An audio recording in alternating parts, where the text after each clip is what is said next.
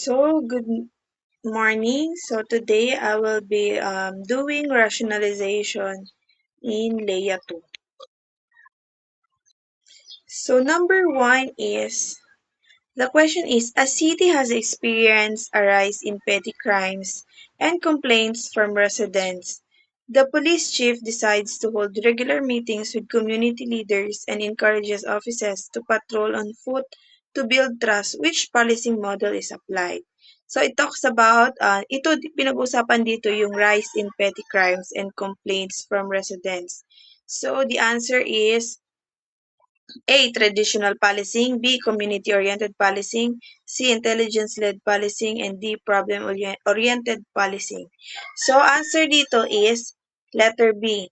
Letter B kasi ang community-oriented policing, nag-focus siya sa partnerships ng police and the public. So, ang mga officers, ang mga police, they are work closely with the residents para ma-identify kung ano yung concerns and kung ano yung mga ma-develop nilang long-term solution para ma-improve yung public safety. So next naman is number 2. A police department notices repeated robberies in the same commercial district. Instead of making random patrols, officers analyze crime patterns, identify the offenders, and increase police visibility only in affected areas. Which model is best demonstrated? A. Community-oriented policing. B. Intelligence-led policing. C. Traditional policing. And D. Reactive policing.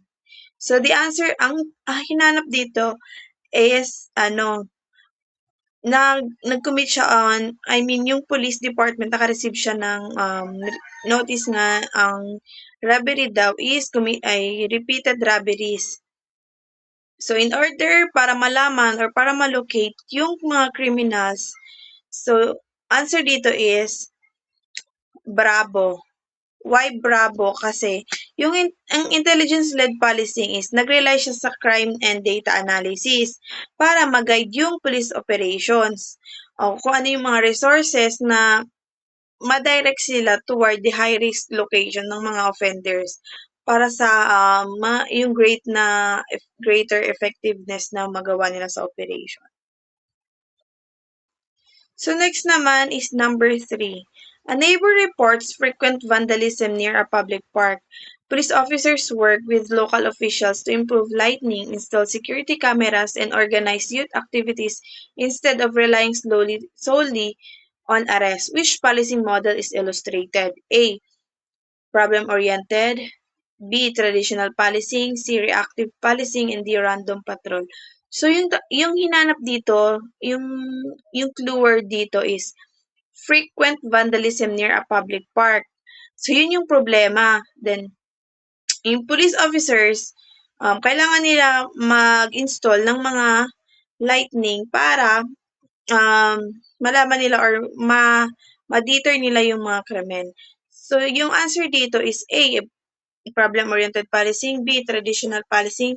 C. Reactive policing. And D. Random patrol. So, answer is alpha. Problem-oriented policing. Kasi dito sa problem-oriented policing, ito yung ina-identify nila kung ano yung causes kung bakit nakomit yung crime o then ito yung underlying causes of crime rather than only ina-identify nila kung ano yung causes ng crime rather than i-respond nila yung incident na nangyari. So, ang goal ng problem-oriented policing is para ma-reduce yung opportunities ng mga crime through preventive measures. So, next is number 4. Police officers mainly respond after receiving emergency calls and conduct investigations only after crimes occurs. So there is a little emphasis on crime prevention or community involvement. Which policing model does this describe? A. Community-oriented policing. B. Traditional policing. C. Problem-oriented policing. Then D. Intelligence-led policing. So the answer is traditional policing. Why traditional policing? Kasi yung traditional policing is siya in-emphasize niya on responding to crimes after they occur. Parang ano, yung parang, hmm, ito yung parang ang tawag dito is old concept wherein tsaka lang sila mag-respond kapag meron silang na-receive na reports, may krimen na nangyari. Ayun yung ibig sabihin ng traditional policing. Yung investigation nila, yung focus ng it focuses on the rapid response of and criminal investigation rather than yung absence of crime or the proactive prevention. So, dito na naman tayo sa next is the number 5. The police department creates a specialized unit that studies crime reports, offender behavior, and intelligence information before planning operations. The unit recommendations determine whether officers will be assigned each day, which model is being used. A. Community-oriented policing. B. Intelligence-led policing. C. Traditional policing. Then D. Zero tolerance policing. So the answer dito is letter B. Intelligence-led policing. Why intelligence-led policing? Kasi um, yung ginamit lang information para makagather and yung crime analysis para masupport yung decision making nila. Ito kasi dito ang clue word dito is intelligent information before planning operation. Parang conduct mo na sila ng planning before yung operation. So, yung ginamit nila is para makagather sila ng data, ito yung intelligence-led policing ang approach nila. So, yung approach na to, tinutulungan yung mga police para mag-allocate ng resources efficiently para ma-target yung serious offenders.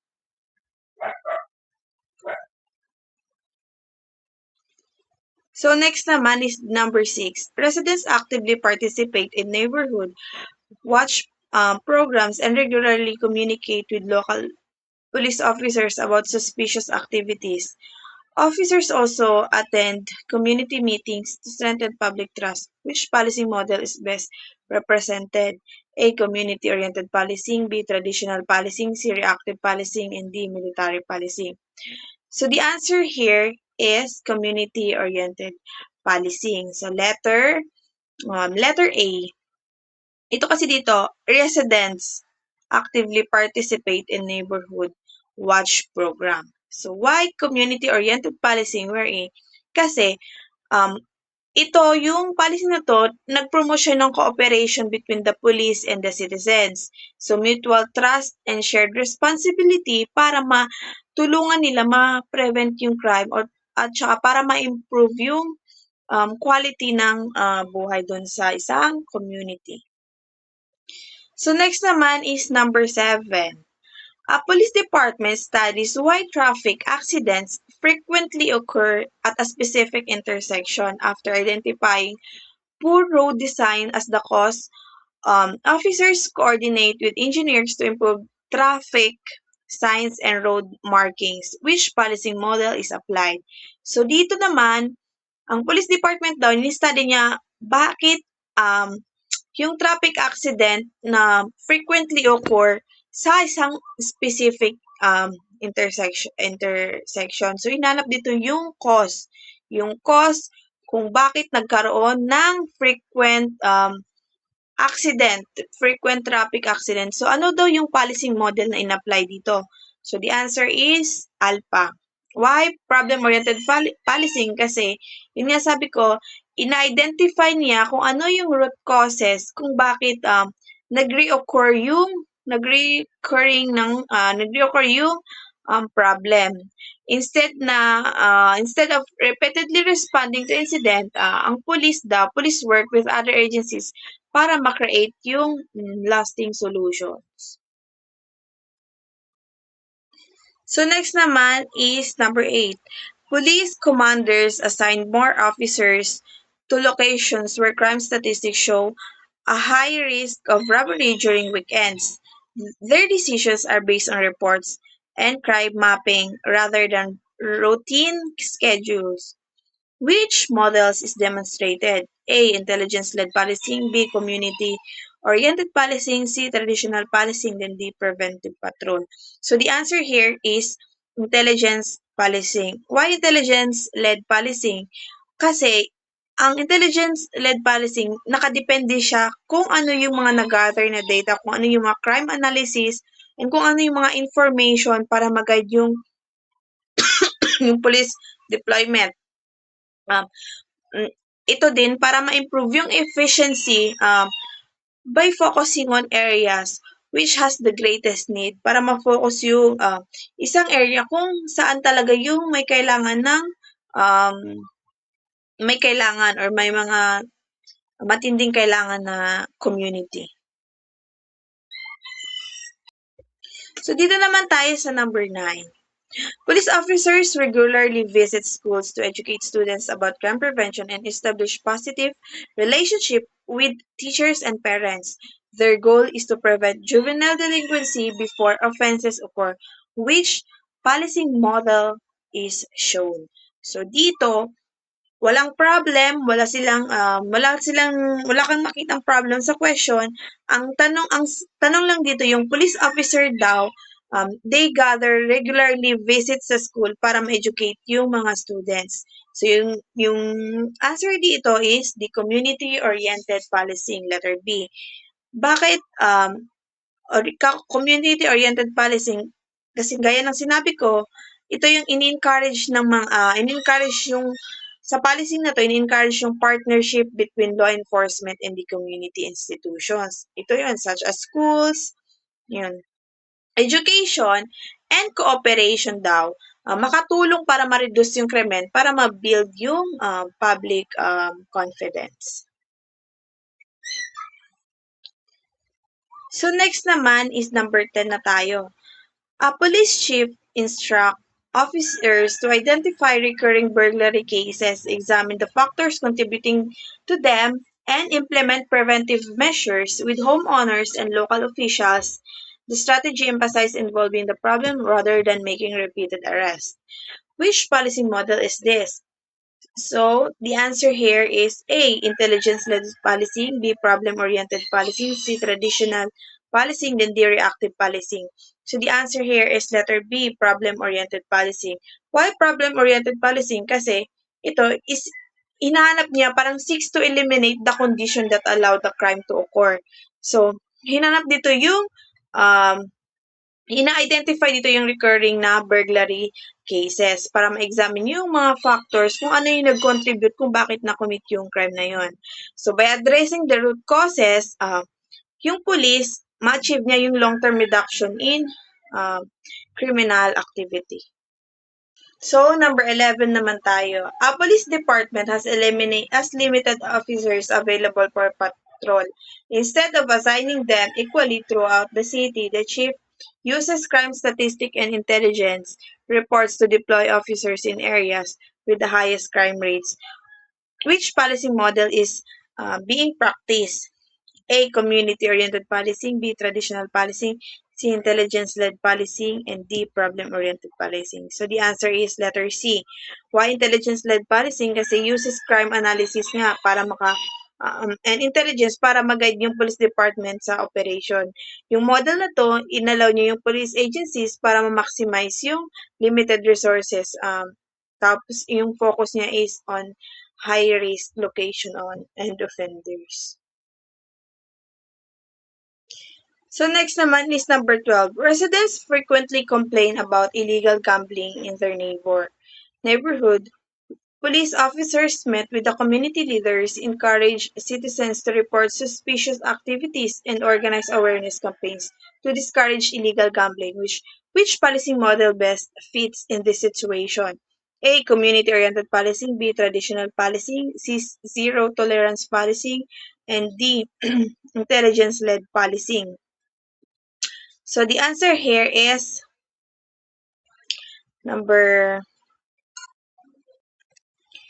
answer number 12 is ALPA, community-oriented policing. So why community-oriented policing? Kasi in-emphasize niyang cooperation nga ng police tsaka community. Yung public participation, tinutulungan niya para ma-identify yung problem bago pa man, and mas maaga and para ma-strengthen yung crime prevention efforts ng mga police officers or yung law enforcement.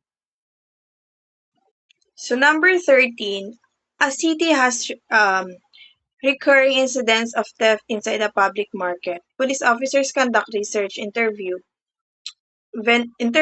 vendors, identify weakness in security, and recommend improvements to market management. Which policy model is demonstrated?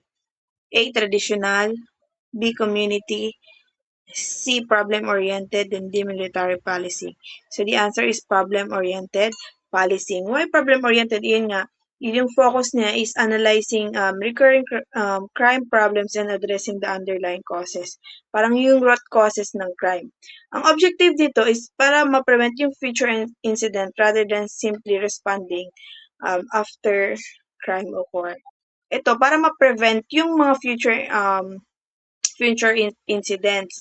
Kaysa naman mag-respond ka lang kung kailan magyari na yung krimen. So number 14, police officers immediately respond to robbery calls, arrest suspects, and prepare criminal cases. However, they rarely interact with residents unless a crime has already occurred. Which policy model is described? A. Traditional policing. B. Community-oriented policing. C. Problem-oriented policing. Then D. Intelligence-led policing. So the answer here is um, ALPA, traditional policing. Kasi yung primary emphasis niya, inirespond niya yung crimes and making arrests and enforcing law. Yung community engagement naman dito and preventive strategies receive less intention in this model. Parang yung traditional model kasi, nangyari lang siya is kung kailan merong report na merong na-commit na krimen. Hindi kagaya nung sa modern concept wherein yung absence ng crime. Para ma-prevent yung crime na mangyari, yung ginagawa ng mga police is magpapatrol. Dito naman sa traditional policing, wherein ito yung old concept. Nag-respond lang siya kung kailan may report na may krimen na nangyari. So dito naman tayo sa number 15. The Police Intelligence Unit identifies a criminal gang responsible for a series of vehicle thefts. Officers use surveillance, intelligence reports, and crime mapping before conducting coordinated operation against the suspect. Which policing model is applied? A. Wait. A. Community-oriented policing. B. Intelligence-led policing. C. Traditional policing. Then D. Preventive patrol. So the answer here is the intelligence-led policing. Why? Relies lang sila sa kung ano yung information na nag-gather nila and kung analysis para ma-identify yung organized criminal activities. Tapos yung police operations naman, they are carefully planned using intelligence rather than random enforcement. So next naman tayo is number 16.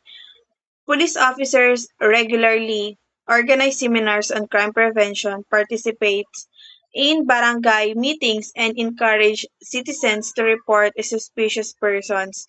These activities aims to strengthen trust between the police and the public. Which policy model is illustrated? The answer here is Charlie.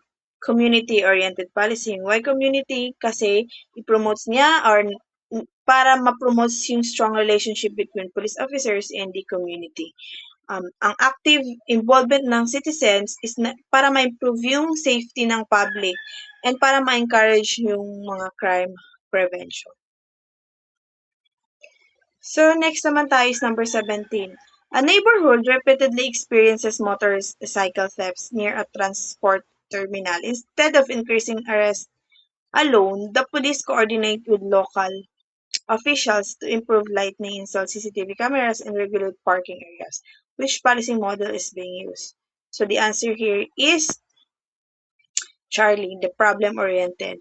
Kasi nga may crime na nangyari, na-occur yung crime in transport terminal wherein yung naka-experience sila ng repeatedly motorcycle theft. So, merong problema. Kaya dito, sa problem-oriented policy, ina-address niya yung environmental and social condition na makakontribute sa paggawa ng krimen. So, in solving these issues, um, para ma-help, matulungan ma-reduce yung future criminal incident. So next naman tayo is number 18. Police commanders review crime maps every week to determine whether additional patrol officers should be assigned. Their decisions are based on crime trends rather than routine schedules. Which policy model best describes this strategy? A. Community-oriented policing. B. Traditional policing. C. Intelligence-led policing. Then D. Random patrol. So the answer here is the intelligence-led policing. Intelligence-led policing depends on the crime data and analysis to improve police decision-making. So yung approach na to is para ma-increase yung efficiency by directing resources where they are not most needed. So, depend lang siya kung ano yung information na nag-gather, kung ano yung crime data at saka analysis na nag-gather para ma-improve yung police decision making. So next naman is number 19. Police officers conduct regular visits to schools and establish partnership with teachers, parents, and students to reduce juvenile delinquency. They believe preventing crime is more effective than responding after offenses occur, which policy model is represented. So the answer here is ALPA, community-oriented policing. Kasi, i-encourage nga niya yung collaboration ng schools, community organization para ma-prevent yung krimen na nangyari. Yung nag-build ng trust, pag na-educate yung mga public, yun yung importante sa elements ng model na community-oriented policy. Wherein they orient para magiging ma-educate yung mga public para ma-prevent yung crime na mangyayari. So last is the number 20. Police officers noticed that reports of domestic violence continue to increase despite repeated arrests. They work with social workers, local and government agencies, and community organizations para to address family issues and provide support services to victims, which policing models demonstrated. A. Traditional policing. B. Community-oriented policing. C. Problem-oriented policing, then D. Intelligence-led policing. So the answer here is letter C. Problem-oriented policing, wherein dito naman mayroong manotice na yung mga report of domestic violence continue to increase despite repeated arrests. So may problem sa situation. Then, why the problem-oriented policing is the answer para ito naman hinanap niya yung 6 to hinanap niya yung para ma-identify and ma-resolve yung root causes ng recurring problems.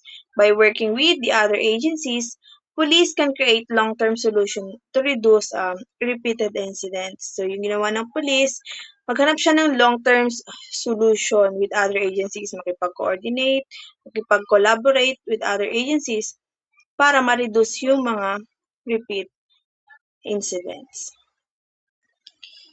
So before we will end, idadagdag lang ako, a police station, so na ito, 21. So a police station records an increase in incidental burglaries over the past 3 months. Officers analyzed crime reports, identified common methods used by suspect, and focused patrols on neighborhood with the highest number of incident. Which policy model is being applied? So A, traditional policing. B, community-oriented policing. C, intelligence-led policing. Then D, reactive policing. So the answer here is intelligence-led policing. So why? Yun nga, yung intelligence-led policing is based on uses crime analysis and intelligence reports to support operational decision. Ito din makatulong sa police para ma-concentrate their efforts on crime hotspots and repeat offenders. So number 22. Residents complains about increasing cases of graffiti and vandalism in a public park. So police officers met with youth organizations, barangay officials, and residents to create recreational programs and improve park security. Which policy model best describes this approach? So the answer here, A. Problem-oriented policing, B. Community-oriented policing, C. Traditional policing, and D. Military policing. So the answer here is Bravo. So community-oriented policing encourage partnerships between the police and the community to prevent crime. So ito naman, i-promotes niya yung cooperation and trust para and shared responsibility in solving issues. So next naman is, question is, a city repeatedly experiences illegal streets racing every weekend instead of only issuing citations. So study mm, police study the reasons behind the activity and work with local authorities and improve traffic regulations. Designated racing venues, which policing model is demonstrated. So A. Traditional policing, B. Intelligence-led policing, C. Problem-oriented policing, and D. Community patrol. So the answer here is problem-oriented policing. Ayun nga, yung problem in-identify nito, ito yung root causes kung bakit paulit-ulit na um, paulit-ulit na nagkaroon ng problema and para ma-develop yung long-term nga na solution or strategic ganon, long-term solution. Ang goal naman ng policy na to is para ma-reduce yung crime and ma-address yung contributing factor kung bakit nangyari yung krimen. Police officers spend most of their time responding to emergency calls, arresting offenders, and filing criminal charges. So they have limited interaction with the public unless a crime has already occurred. So anong policing modeling dinidescribe dito? A.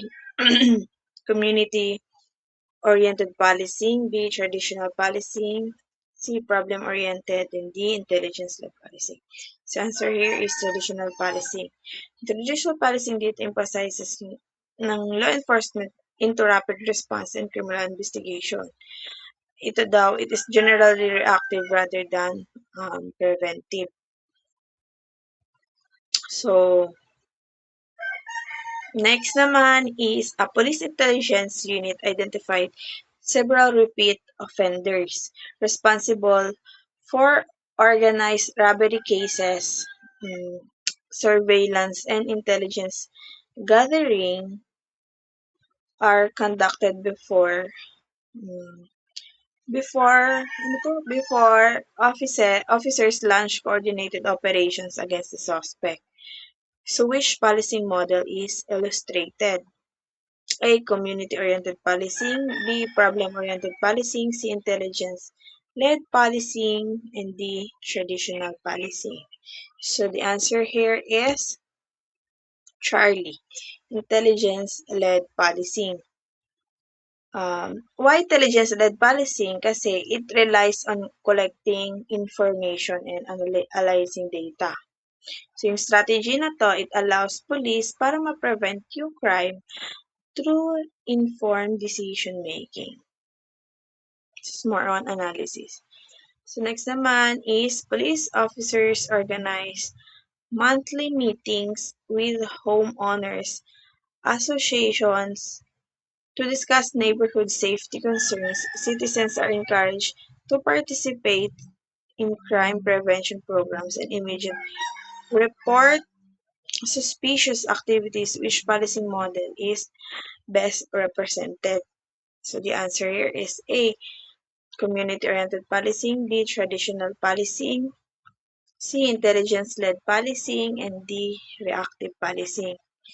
So the answer here is community-oriented policing. Bakit community-oriented policing? Kasi